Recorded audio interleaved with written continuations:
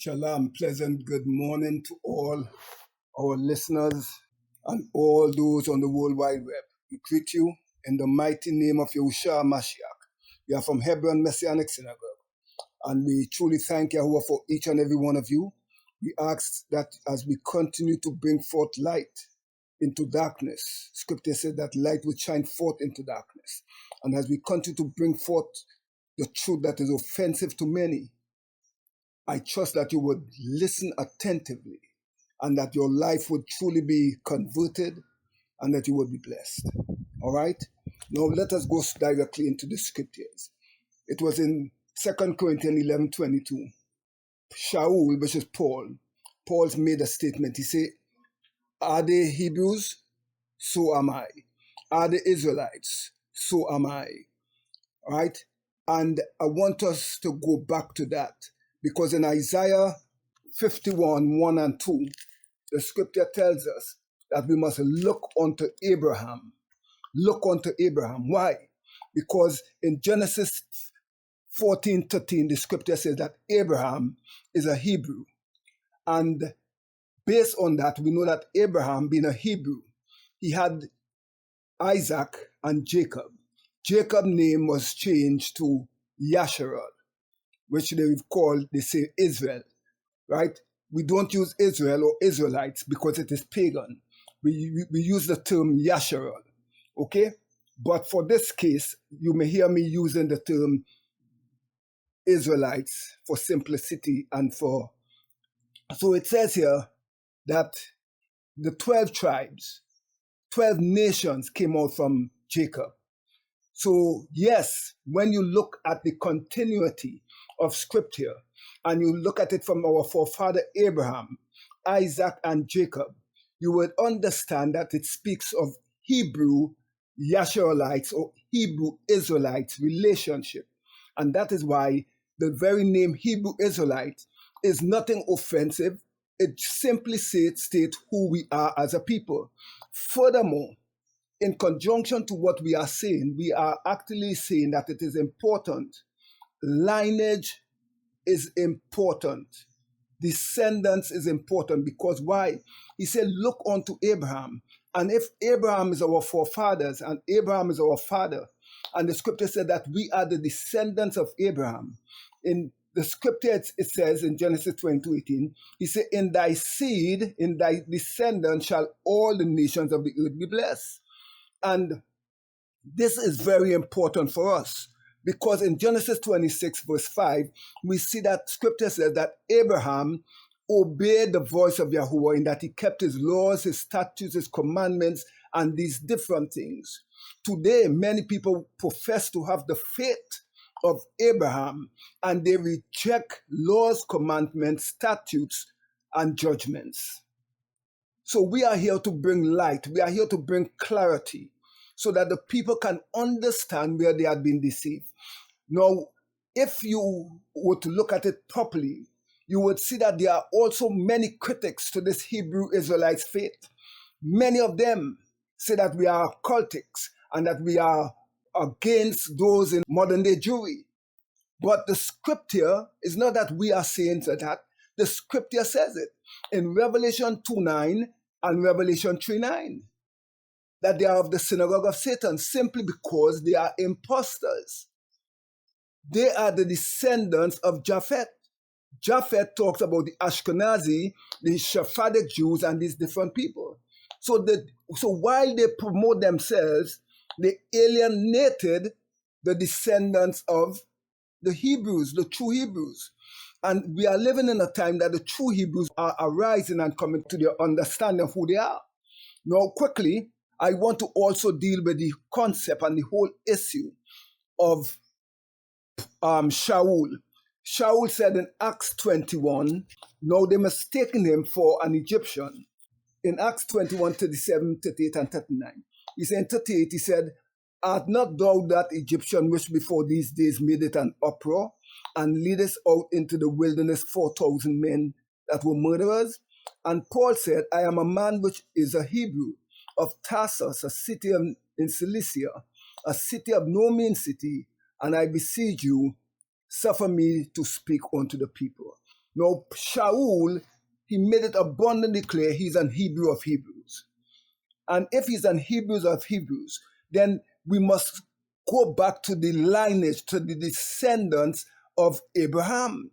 And you would observe that when you look at Abraham, you look at Moses, coming fast forwarding there to Moses.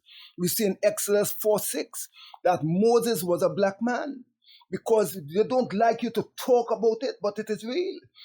They have whitewashed our history, and they have used Charlton Heston and all these white people to play the roles of Moses. But how can they play the role of Moses when the scripture says that Moses pushed his hand into his bosom and the hand came out leprous, and they described leprosy as white as snow. So in order for a hand to be white as snow, it has to be black. Not if or maybe, but it has to.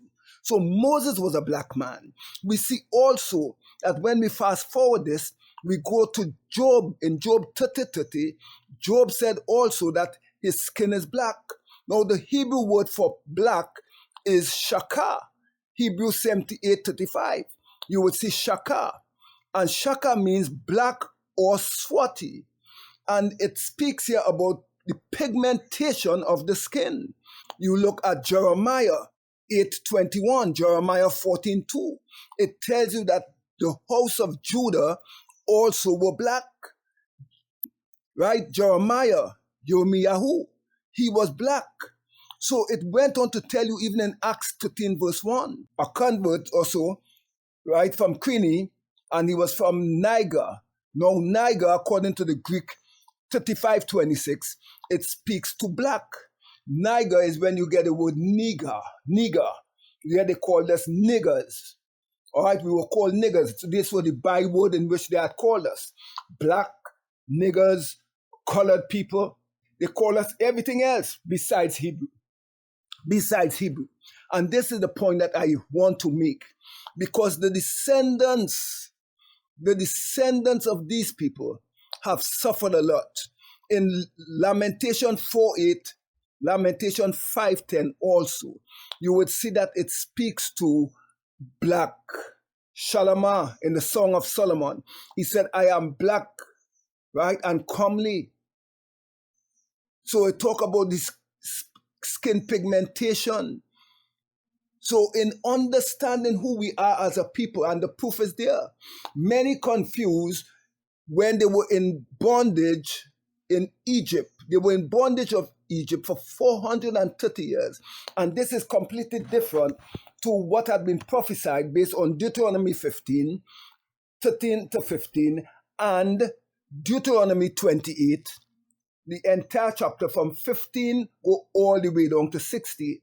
Why? Because it highlights to you and it informs you of Yahuwah's people, the descendants of the true Abraham, Isaac, and Jacob, the descendants of the true Hebrew Yasharalites, that they now would become, they would go into captivity. This captivity is different from the 430 years in Egypt. 400 years speaks to the transatlantic slavery, which is chattel slavery, from 1619 to 2019. We just came out of that. And the entire world recognized and acknowledged the fact that it was 400 years of slavery. We have even seen at present that all coming out of the United Nations, that they have agreed that the descendants of the transatlantic slave trade, that they must be repatriated, because we are the only people that have been marginalized and ostracized. Because we were never given anything, we are still oppressed financially, economically, socially. There are disparity in relation to us achieving anything. So we are still being oppressed as a people. So the prophecy to the seeds of Abraham, where he said to them, He said, in thy seed shall all the nations of the earth be blessed, because thou hast obeyed my voice. And we know he obeyed his voice, not only in offering his son Isaac, but he had kept the Father's commandment, his laws, his statutes, etc. In James 1:1, it had been prophesied also of the 12 tribes that were scattered throughout the earth. So if it talks about the 12 tribes that were scattered throughout the earth, when did this happen? Remember, in Egypt was 400 years where they went willingly into Egypt. And while there, they encountered hardship, but the 400 years has been prophesied in Genesis 15. And he said unto Abraham, know of a surety that thy seed shall be a stranger in a land that is not theirs, and shall serve them, and they shall afflict them for 400 years. And also that nation whom they shall serve will I judge. So it was the European nations, it was Roman Empire, along with the Grecians, that enslaved us. And here Yahuwah is making it abundantly clear that he will judge them as a people. And afterwards shall they come out with great substance. Right? He went on to say, and they shall go to their fathers in peace, and thou shalt be buried in a good old age. But in the fourth generation they shall come hither again, for the iniquity of the Amorites is not yet full. Is not yet full. So yes, we see that it had been prophesied here that the descendants of Abraham would be taken into captivity for 400 years. Here we see in Deuteronomy 20, the scripture says to us in verse 36, he says here, I will take it from verse 32 quickly, right? And tell me if this happened to any other people. I will just read some scriptures quickly. Take from 30. And thou shalt betroth a wife, and another man shall lie with her. That happened in slavery, right? Thy sons and thy daughters shall be given unto another people, and thy eyes shall look and fail with longing for them all that day long, and there shall be no strength in thy hand. It went on to say, and Yahuwah shall bring thee and thy kings, which thou shalt set over thee, unto a nation which neither you nor your fathers have known. And there you shall serve other gods, wood and stone. We see that this is happening even today, in that we have set up, the people have set up their images of wood and stone, of their crucifix and their pagan idol of JUSUS. And thou shalt become an astonishment and a proverb and a byword among all nations, where Yahuwah shall scatter you. So yes, they called us colored people. They called us blacks. They called us niggers. They called us West Indian. Anything else they would call us besides Hebrew, Yasharites or Hebrew Israelites. Because that definition, that title, they don't want you to know who you are. Because slavery and captivity does that. It strips you of everything, your dignity, your way of life, every single thing it takes from you, your culture. So we are not here to condemn anyone, We are not condemning, but we are simply stating it as it is. Because Yahuwah said that those that are taken us into captivity, they likewise shall go into captivity. But the time is not yet. The time is not yet. But we are seeing that more and more people, especially among the black people, are coming now after the 400 years. There is a regathering, there is a moving of the spirit, the Ruach HaKodesh, that is moving and gathering the people from the four corners of the earth. And no one can deny it. No one can deny it, because many are leaving Christianity by droves and they are returning home. The scripture went on to say, and thou shalt begat sons and daughters, but thou shalt not enjoy them, for they shall go into captivity. They sold our young sons, they sold them as slaves. They sold our women, for our girl children, as prostitutes for wine. It went on to say, moreover, all these curses shall come upon thee, and shall pursue thee, and overtake thee, till thou be destroyed, because thou hearkenest not unto the voice of Yahuwah our Allure, to keep his commandment and his statutes which he commanded us. And because thou servest not Yahuwah our Allure with joyfulness and with gladness of heart, for the abundance of things, he said he will put a yoke of iron upon our necks until he have destroyed us.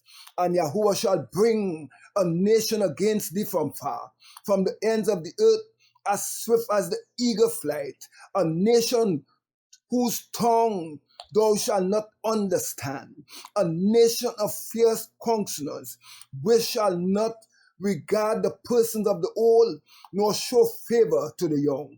And this nation that rise up against us, their symbol is the eagle. How many nations today have the symbols of the eagle? The Roman Empire, the European nations, this is their symbol. It is their symbol. The scripture went on to say to us, he said, moreover in 60, moreover he will bring unto us all the diseases of Egypt, which thou wast afraid of, and they shall cleave unto thee, and every sickness and every plague, which is not written in the book of the law, and you shall be left few in numbers, whereas you were as the stars of the heaven for the multitude, because you would not obey the voice of Yahuwah your Allure. He says here, therefore you will scatter thee among all people, from one end of the earth even unto the other, and there you shall serve other gods, which neither you nor your fathers have known, even wood and stone. And among these nations shall thou find no ease, neither shall thy sole of the feet have rest, but Yahuwah will give thee a trembling heart and failing of eyes and sorrow of mind, and thy life shall hang in doubt before thee, and thou shalt fear day and night, and shalt have none assurance of thy life. In the morning thou shalt say, would is Yahuwah that it was evening, and at evening thou shalt say, would is Yahuwah that it was morning, for fear of thy heart wherewith thou shalt fear, and for the sight of thy eyes which thou shalt see. And Yahuwah shall bring thee into Egypt again with ships, because it tells us that we left Egypt when we went into captivity. We was taken from Egypt. We was taken from the west coast by virtue of ships. And he said the time will come that he will bring us again into Egypt by ship, whereof I speak unto thee, and thou shalt see it no more again. And there you shall be sold unto your enemies for bondsmen and bondwomen, and no man shall buy you. No man shall buy you. So this is the prophecy of the descendants, the lineage of Abraham, Isaac, and Jacob. That the people today tell you that lineage and descendants, your heritage, your progeny does not matter, but it matters. Your descendants and your lineage is important if you have to understand who you are. Because in all nations, they can tell who they are. Every one of them can trace their historical roots. Only the black man cannot trace his roots. They tell you that you are descendants of Ham. Descendants of Ham, and that you were cannibals in Africa, in the wilderness. But that is not so. So my brothers and sisters, I ask you to continue to be wise.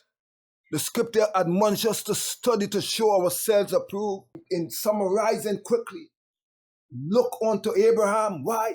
Because from Abraham, the lineage of Shem, Abraham, Isaac, Jacob, all the way down, it speaks of covenant relationship.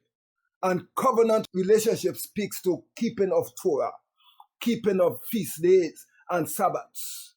The lawless one that had been spoken of in Scripture, they have come to remove the law. And by virtue of removing the law, the Scripture refers to them as anomia. Anomia means lawless. So they are children of the lawless one. So we ask you to like, share, and subscribe. And we are on, you can feel free to contact us for future information and when we have our services that you can log in and that you can truly be blessed. Shalom.